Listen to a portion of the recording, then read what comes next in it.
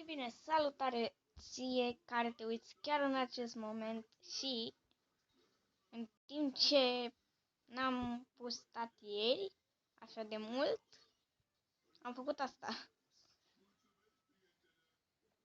Și vă zic eu, dacă nu o să postez pentru ceva timp, este pentru că pregătesc o surpriză pentru voi toți.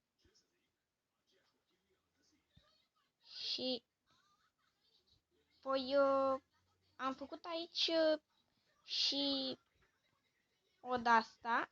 Nu! Ăsta o să moară dacă vine aici. Și mă bucur că nu pot ăștia să deschidă portițele alea. Că altfel dacă puteau, o făceau de mult. Și mai am o surpriză pentru voi. Acum l-am făcut pe ăsta de level 15. Acum e monster. Ăsta nici nu știu sigur dacă are slujbă. Uite-mă că are. Avem și un porc. O să-l numesc Porky. Că da. Și am făcut aici mai multe de-astea pentru să poată ăștia să muncească. Mai ies și sus.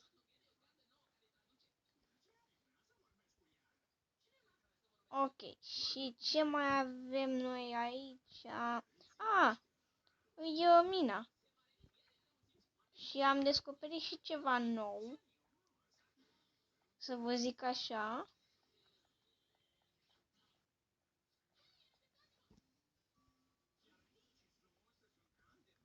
Care vrea să mă duc aici în următorul episod să dea like. Eu chiar aș vrea, dar sunt foarte mulți monștri aici. Și da, eu nici nu prea am armură pe mine și da, nu-i prea indicat.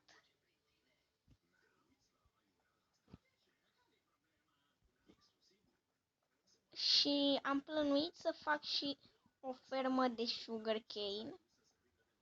Să vedem dacă cumva a început să crească sugarcane-ul. Am luat de la un cu un wandering trader, că avem acolo unul.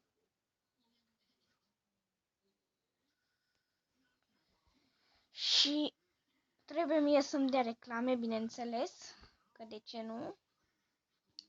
Și dați acolo un subscribe dacă încă n-ați făcut-o. Stați așa că din greșeală am făcut aici o chestie de asta. Și dați un like și activați clopoțelul.